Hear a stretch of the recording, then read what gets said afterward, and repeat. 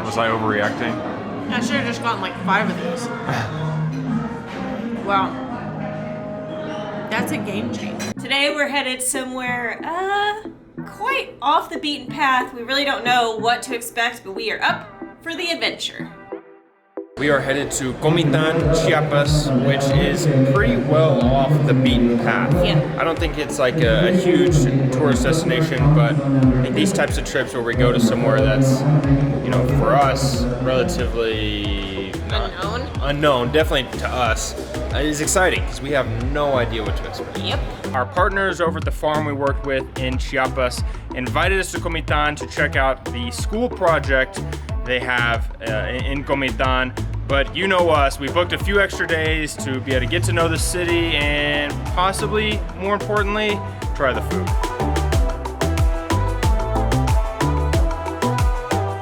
We are a third of the way there. Mexico City to Tuxtla to a bus, maybe a cab or two, and we'll be there. I don't know if places that are the most difficult to get to are necessarily the best or not, but it definitely gives you the greatest sense of adventure. Yeah, that's very true. It's all about the journey.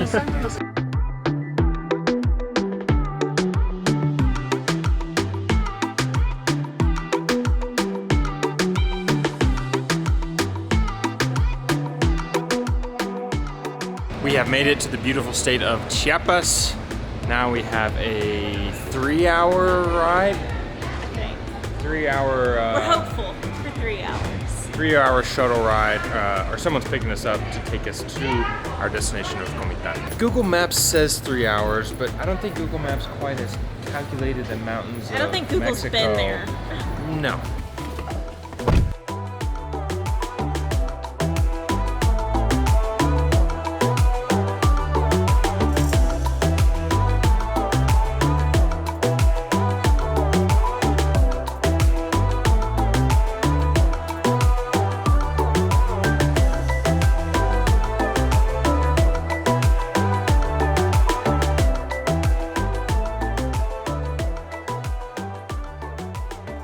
The plaza here is bustling. Of course it is. Is there a plaza in Mexico that isn't bustling? No. Now, Comitan is a Pueblo Mexico. I don't know, how many have we been to now? We're on a secret mission to go to all of them. We have a lot more to go than we've actually been to though. Yep. And although it's not a very touristy place. Yeah, it's not popular. It's not popular, especially with San Cristobal, like an hour and a half, 2 hours away. Yeah. It can be a jumping off point to go to places like Lagos de Montebello and El Chiflón, which we did before. Yeah, baby! Woo! Wow.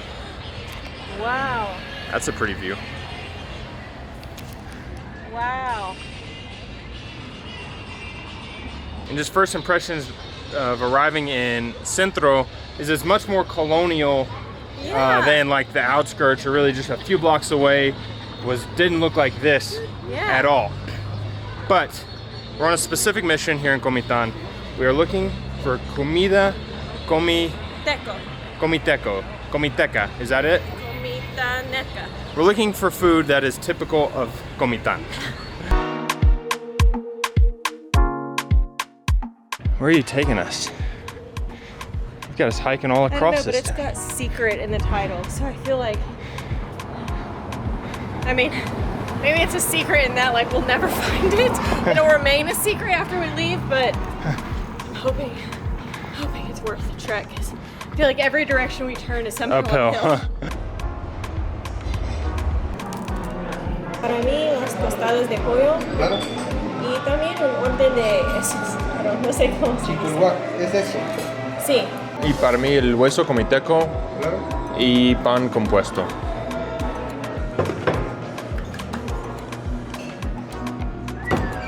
Wow. Gracias.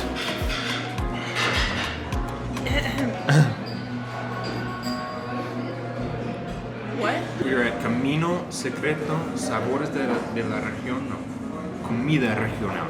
Camino Secreto, Comida Regional. When we first got here, I asked, I don't even know who it was, I think Harrison, our guide for this trip, what we should eat when we're here, and he listed off several things that were typical of this region, one of which I have right in front of me, This is hueso comiteco. This is chamorro, which I basically think is just like a big, I think it's like a thigh. I've had chamorro before, specifically I'm remembering tacos, I think, in the market in Querétaro, but I've never had it. This looks like it has carrots. Let me see what else. Picles. I've never heard of picles. Is that supposed to be pickles? I don't know. I don't see pickles. I don't know what picles are. P-I-C-L-E-S. I'm not making this up. Y salsa agridulce, like a sweet and sour sauce. This looks absolutely delicious, and for a city that haven't really heard of before, I was surprised by how many dishes were typical of this region. I feel like in the States, or at least in Texas, we get a very we have a very small idea of what Mexican food really is.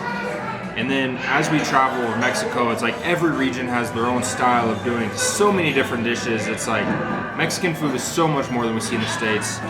And I don't even know where to start on this dish, but I think it's time to get my hands dirty.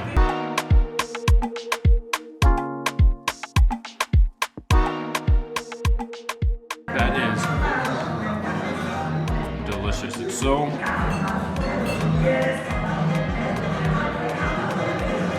tender, and the sauce with it, like this, it said agridulce, it's not quite barbecue sauce. Like similar? Somewhat similar. It's not like sweet and sour chicken like at what's that place called? Panda Express. Yeah, more like a barbecue sauce, but it's just so, I mean, you can see like how it just well, of course I'm not gonna get it. It just comes off.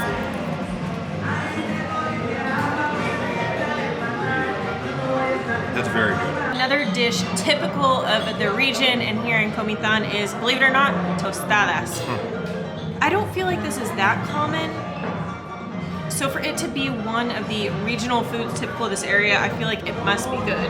The problem is I have no idea how to eat this. What? What's on it?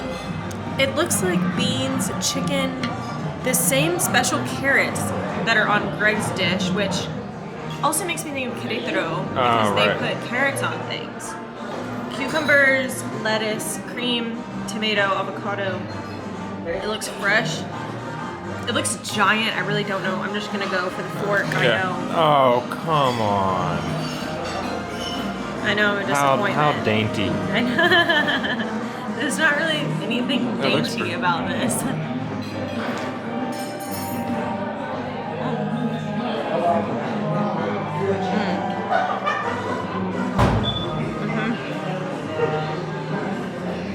That's good. I didn't expect it to be all cold. So I think the beans and the chicken are cold, almost more like a salad. Like a taco salad sort of thing. The carrots are pickled, which adds a really interesting flavor that I really, really like. It's fresh, it's light, they're giant, but I think I can do it.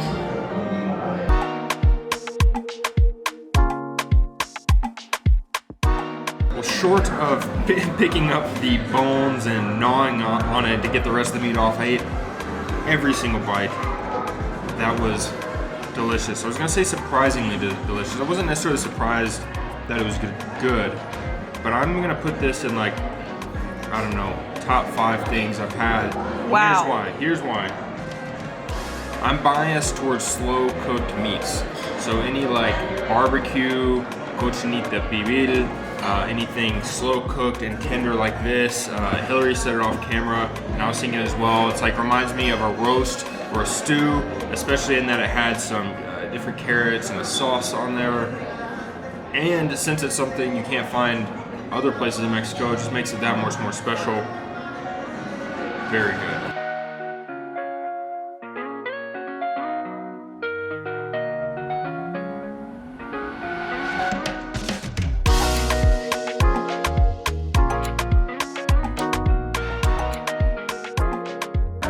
This little guy, I don't use this word very often, but this is just cute. This is cute. This thing is tiny. I don't have big hands, but this is a pan compuesto. Have you ever heard of these? No. It is. It looks like a slider. Yes, it's a slider chiapaneco. It has beans, pork, the pigles, which I think is the pickled carrots. Carrots, Yeah. which I underestimated how good those were going to be with my dish. And maybe it had queso chiapaneco and that same salsa, the sweet and sour sauce. Is this like a one bite kind of thing? No, it's not sushi. Wow. How's the bread itself? That's what I was curious about. The quality of the bread is super good. I wish you could have this with chicken. I think it must be the queso chiapaneco on there. I don't know this. That is like it's just enough of every little thing. Wow. All right, I gotta get one. For real? Yeah, with chicken. With chicken? Yeah. Oh, that's a good idea. First, let me say this.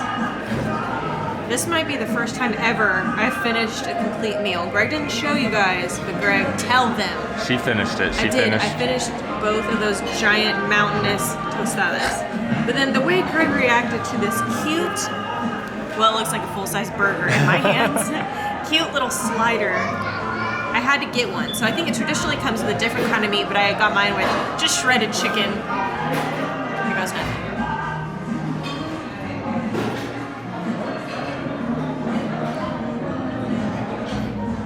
Oh my gosh. Was I overreacting? I should have just gotten like 5 of these. Wow. That's a game changer. What is it about it that's... Wow.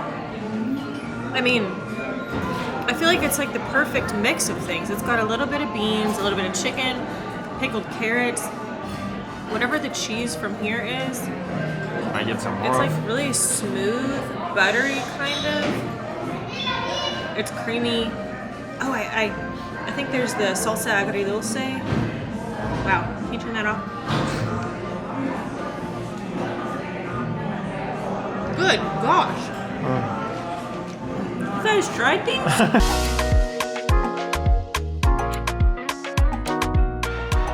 You guys know Greg and I love trying like regional food of the area. It's like one of our favorite parts, one of our favorite things to do when we travel. Usually Greg does the heavy lifting or heavy eating, as I should say, when we travel, because a lot of times it's very meat heavy, which I'm not a fan of. But all that to say, sometimes traditional food from a region can be really expensive and sort of hard to find. Not the case here in Comitan. I feel like we got to try, I don't know, 4, 5, 6 different regional dishes, and our bill was 300 pesos, so accessible food. That is what we are here for, and I'm super glad we got to try not just one or even a few things, but a plethora. A plethora of comida, comiteca, or is it comitaneca? It kind of seems a little long, no? I'm gonna say it here. I think the comida, what did we say it was? Comiteca, but what was the other one? Comitaneca. Comida, comitaneca. highly underrated. And I think we should open up a pan compuesto stand somewhere, because dang.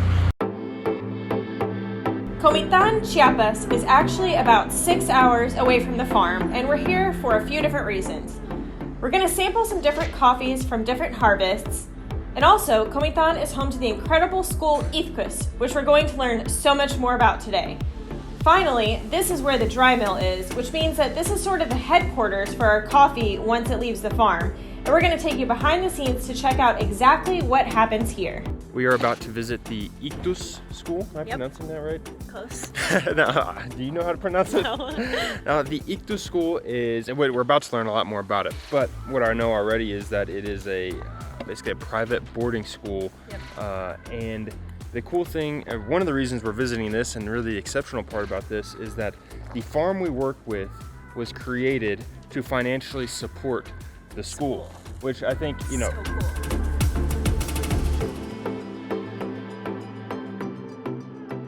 Sophia, nice to meet you. Hi. Hi, what is your name?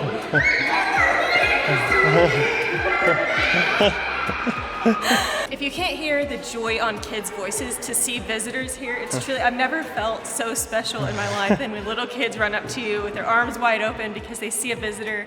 we've made it inside the elementary school here at Ichthus, and it's really cool what sets this school apart from other schools in not only Mexico, but in the United States and probably across the world. Now, this is a true boarding school. So students come here, they live here, they sleep here, they eat here. Their parents come to visit them here on the weekends, and that alone sort of makes this different. But what we've seen so far is the true fellowship that it creates among the students. I mean, these students are more like brothers and sisters from the time they're in elementary school till the time they graduate high school here.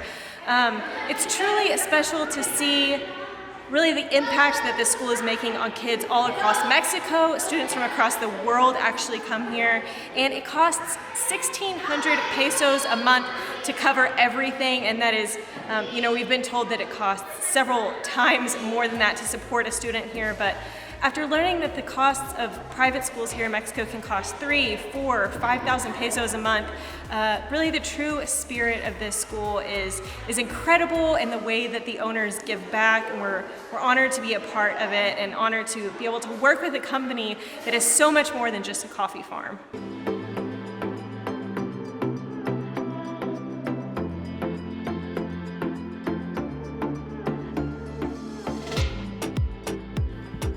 Time has come. I feel like our coffee knowledge is being put to the test, and I feel like this is an exam I am super unprepared for. I'm nervous, I'm sweaty. We're here with the grading expert, and well, here goes nothing. We are going to try a coffee from a harvest 2 years ago and a coffee from the most recent harvest, and we're going to sort of try to pick out the differences and see which one's which. I'm super nervous. Apparently we've been told, and I quote, it will be super easy to tell. So, come on, palate. I'm nervous. I feel like this is a test. This doesn't smell as good to me. All right. This one smells like weaker and old. Okay. This one definitely smells more fresh. This is so hard. What do you smell? I don't know like what I smell, but this one smells a lot better to me. This one smells like a stale attic. Okay. This one smells like if you go to your grandmother's house, like everything's just like a little tarnished, but I feel like this one now might be the new one.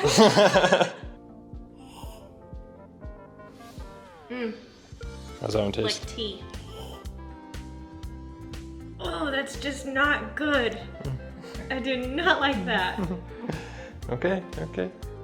We are certain that this is the coffee from 2 years ago, right? The old harvest, yeah. I feel so unconfident. And this is what we think is this one we thought. This one is delicious, and this one, not as delicious. And when were they roasted? Were they roasted about the same time? Yes, Today. They were both roasted today, so this is not an old roast. We don't know if it could be that one. Which one are the old beans? Our fate. this is a new harvest and this is the old. Bingo, baby. Oh, check the tags. ¿Cómo conoces? Confident, I'm confident. Please. Yes. We got it. Oh Wow. my gosh. Oh, I've never felt so stressed in my life. Wow. That was very informative. Hillary was spot on with like must, attic, farm, grass. No good characteristics that you want. The interesting thing is it's the same farm, the same process, the same quality. The only difference is The only difference is old. So imagine, selling point here. I was just thinking most of the coffee you buy is not fresh. Yeah. So getting, if it's been sitting on a shelf for a year, how long ago was it roasted? How long ago was it picked? That's an old musty attic. That's a very old musty coffee, whereas that's why it's important not only that the coffee's freshly roasted, but is freshly picked because that makes a surprising difference. A huge difference. Made it to the dry mill, which is part 2 of the coffee process, mixed with about 1 million other puzzle pieces. Part 1 is the coffee is picked, and somewhat processed at the farm at Chiapas. And then part 2 of this puzzle piece, it comes here about 6 hours away to here at the dry mill, where it goes through all different sorts of processes that basically ensure we're getting the highest quality coffee. We're gonna head inside and learn much more about that. Lo que hacen las máquinas nuestro café nos llega en este estado. From the farm, the coffee arrives here to the dry mill in Comitan in parchment form, where the outer shell is removed, and then it goes through a series of machines that will look at the weight, the density, the color, and it will sort out, all of these different machines will sort out things such as defects. This is just a bag of beans with defects, leaving only the highest quality green coffee. It's sorted then by different qualities. So the European grade coffee, which is what we have, that's ready for export. And then they have all these different grades of coffee. So it's separated by these machines into the highest quality down to the lowest quality. As we were learning about the different sorters in every machine, that some of them get weight, some of them color. There's a destoner machine. We came across a bag well, pretty much a whole bag of bad coffee, and it's interesting seeing this compared to, you know, the coffee that we buy and the coffee that we see. It looks way different, but there's still a market for this. This is coffee that they can still sell just to larger companies looking to sell, you know, a very, very economical coffee that people, you know, you're not really looking for taste, you're just looking for just something that somehow resembles coffee. But it is interesting to actually see the physical difference and not only the taste difference in the type of coffee that you might be buying. And Gerardo found in the bag a piece of corn. So that would taste interesting.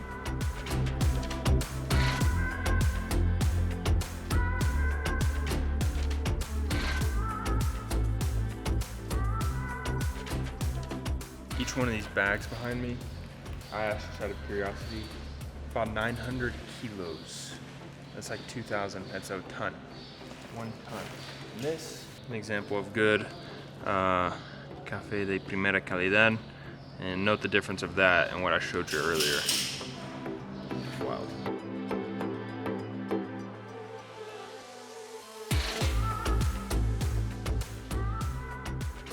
Now, while thousands, if not hundreds of thousands, pass through the town of Comitán de Dominguez on the way to the more popular sites across the state of Chiapas, not very many people stop in the town of Comitán, and we are so glad we did. It was truly, truly a special surprise for us. We really had no idea what to expect, but with the warm service at lunch, along with our friends at the hotel, and everywhere in between, the people have been great. The food has been, dare I say, just as good as the people have been to us.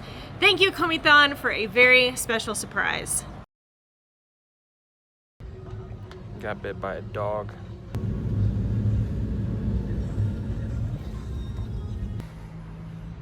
What happened? We knew Comitan was going to be surprising. We did not know I was going to get bit by a dog. Oof. You're gonna be okay though, right? It's like a battle wound scar. It's only a small. Do you have to amputate? He loves traveling. Tell me the joke that you just told the guy. I told him, oh, bad news, they have to amputate my leg, and then that they're gonna make a chamorro out of the bottom half of my leg. All right. Not much meat on the bone down there though.